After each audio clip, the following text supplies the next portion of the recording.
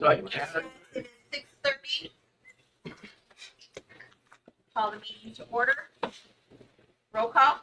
Sarah. Here. Ross. Yes. Jay. Here. Justin. Here. Rob. Here. Eric. Yes. Okay, I'm gonna suspend the council rules. I need a motion. So moved. Ross, second. Second. Okay. Yep. Roll call. Ross. Yes. Sarah. Yes. Eric. Yeah. Rob. No. Justin. Yes. Jay. Yes. Okay, first under business items, we have the renewal of a retail liquor permit. Ross, you asked for this to be on here, so I give you the floor. Yes, the reason I asked for this, and I don't know, did we get a records Yeah. request run on that? Yeah. Did you? Wendy sent it to everybody. Okay, I did not get the copy of that. Yes. Okay, then I have over, you sent that last week? Okay, I apologize for that. You'll have to help me then and let me know, what do we have on record with that? What do we have on record as far as As a call, just as police called. over the last 2 years? Yes, What you asked for? In my opinion, nothing that would be called a nuisance. okay, I mean, I really don't. It comes down to, I think we had a change of ownership, and Right.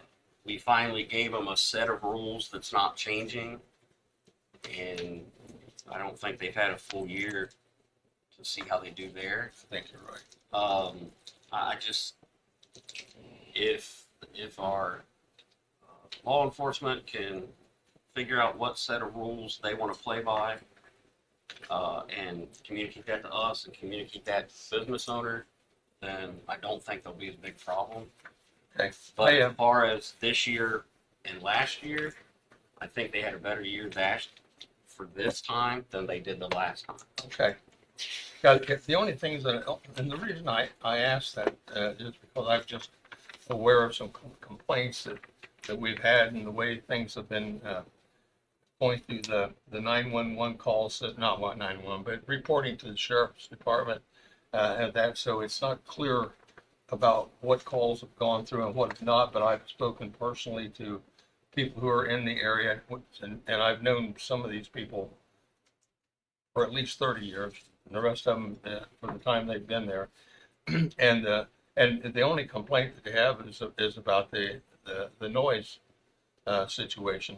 And it's interesting that I'll just share this, but because it's going to have to be at some point, hopefully, you know, when we talked about this, and we've talked about it for a couple of years, we talked about this, and we came up with the ordinance idea by essentially using what Grove City had. And then we ended up modifying it twice to try to make it more clear.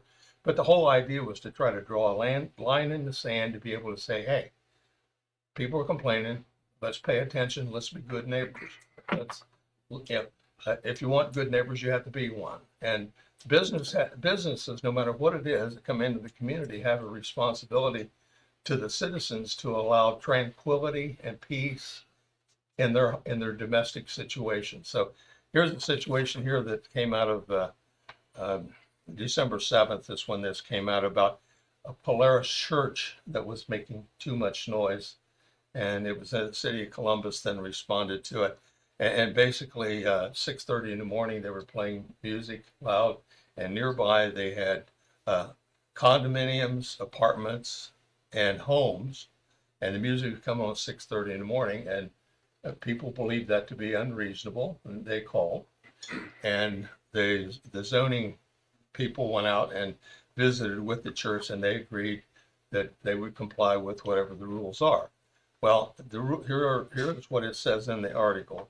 People are prohibited from making any unreasonably loud and or raucous noise in a manner or at a volume to disturb the quiet, comfort, or repose of a person of ordinary sensibilities.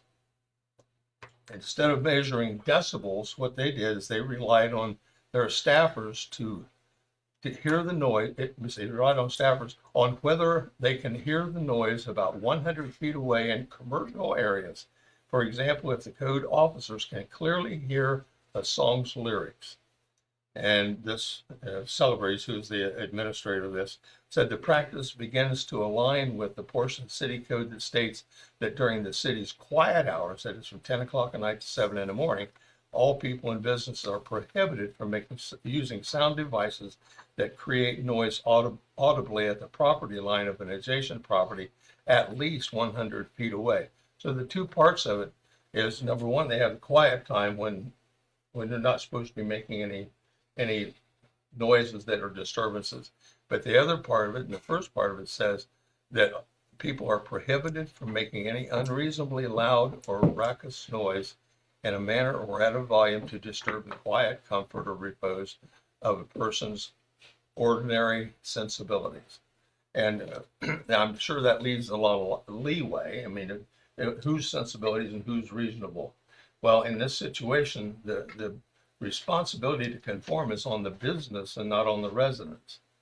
The village administration and the village council has a responsibility to the residents to provide a community that is free from harassment, free from situations that cause complaint and all this type of thing. So, whatever needs to be. Now, I am not opposed to any business. I have never complained about anybody's business. I support everything that has gone on as far as business opportunities go.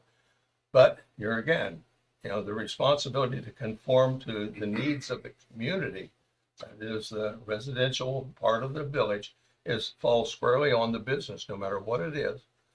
That's where it has to begin. And I've never varied from that position, and I have no qualms about supporting whatever else is going on. But I simply think that sooner or later, council, based on potential behavior, sooner or later the council may become involved in this again, and I would hope not.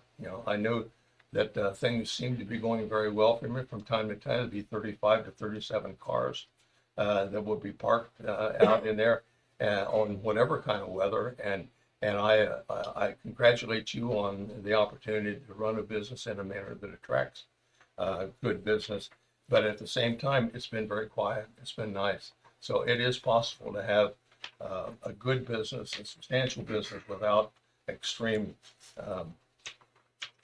noise pollution, I guess is what I want to say. So that's what I have to say about it. So it's just a matter to me of let's wait and see. Let's do the best we can to meet everybody's needs and go on. I'm certainly not voting against or complaining to make a statement to the board or anything else. So that's not the issue. It's just a matter of saying we need to have a starting place where we have tranquil, peaceful times in the community. Homes that have been there for all that time. So I have a question. Sure. Why were these reports that were given to us redacted? I'm sorry, I didn't. I'm wondering why these reports that we were given was redacted. I can't answer that because I don't have that. What are you talking about, Ralph? I Why don't have were the they, report in front of me. why were they redacted where we don't know who was making the complaints? They all said anonymous, most of them said anonymous, the caller. A few of them. Yeah. Few of them, yeah. But there's a lot that wasn't. I don't understand why we don't know who they were.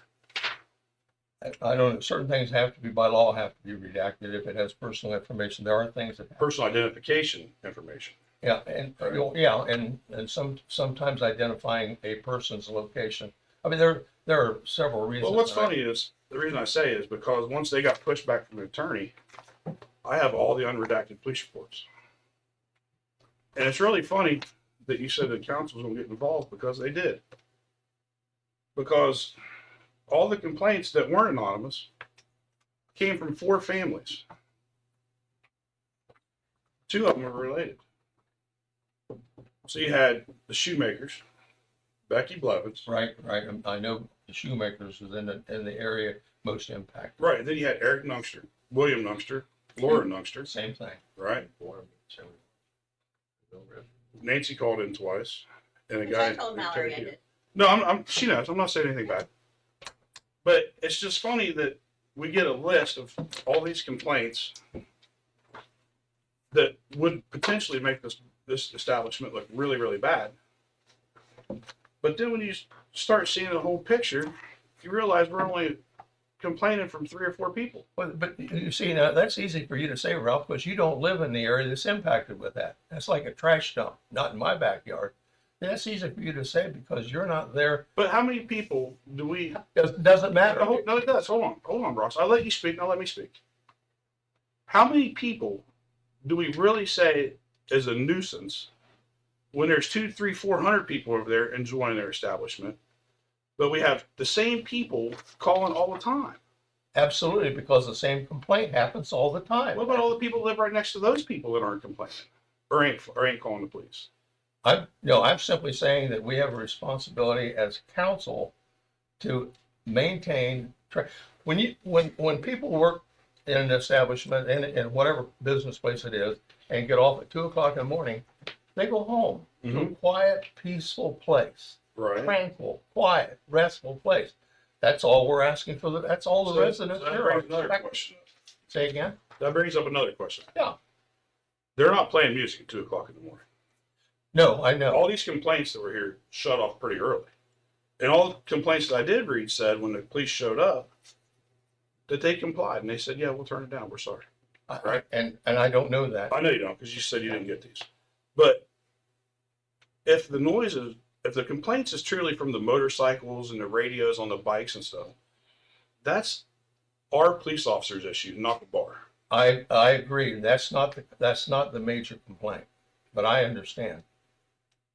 I mean, it has come down to the motorcycle thing happened after was a discussion in this room when Mallory presented a complaint against Mr. Nungaster for his involvement and trying to research and get information.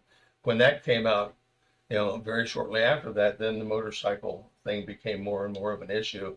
I had one resident say that just rattled the dishes in the cupboard from the motorcycle noise.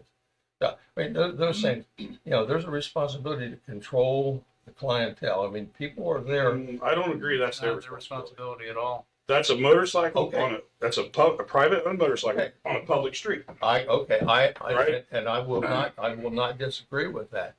But what is there that attracts a clientele that causes that? You can't hold them on that, Ross. No, and I'm not. I'm trying to develop a discussion here to say, that something happens at the draw, and there's an opportunity. There's an opportunity for a business owner to be able to say, "Hey guys, we live in a community here. We need to be respectful of things." We've had car shows and all kinds of other activities that never had a problem. It is possible to have 100 vehicles in a place without having this issue come up. So very often, a responsible business owner will be able to say, "Hey, look, we've got situations in the community where there are some people now that are going to be asleep when you leave here. Let's be considerate of them. Have a good time." But We have these big signs out here that say no Jake breaking the village, but yet they go ripping down through there, cracking them Jakes. that's an enforcement issue. Exactly. Yes. Well, but in that, I will say a lot of those are farm vehicles and they're exempt. They're not exempt from a Jake break. They are coming through. Yes, they are. No, they're not. Trust me, they can still get a ticket for it. Never looked at the issue. Chief, are they exempt? I would have to read. I don't know the farm. If I knew the whole ORC, I know it. if I knew the whole ORC, I would be making a lot more money and probably spend a lot more time at school. So, yeah, and have ESQ behind my name. That's something I could look at. But The only thing I just want to, Point of order, if I could. Sorry, Chief. The agenda calls for a discussion on the renewal of liquor licenses, no. not the noise ordinance. So if we could have a discussion on that or move on to the next topic. And I think anything in the future, I know Mallory and I have had lots of conversations. And, there were some issues during that time, as you know. But like Bill said, we're here for the liquor license. Yep. And I think, going forward, maybe work together. I see what we do there, but I guess I can't talk about that right We will. So do we need a motion to go one way or the other? Yes. Is that what we need, Bill, or do we, You if know, we don't want to do anything, we don't do anything? I make a motion that we leave things the way they are, that we don't pursue any type of questioning or contact with the Ohio Liquor Board. I'll second that. And this is for all liquor Yes, establishments? for everyone, not that's the Any whole single list. one. Okay, motion by Ross, second Dustin. Roll call.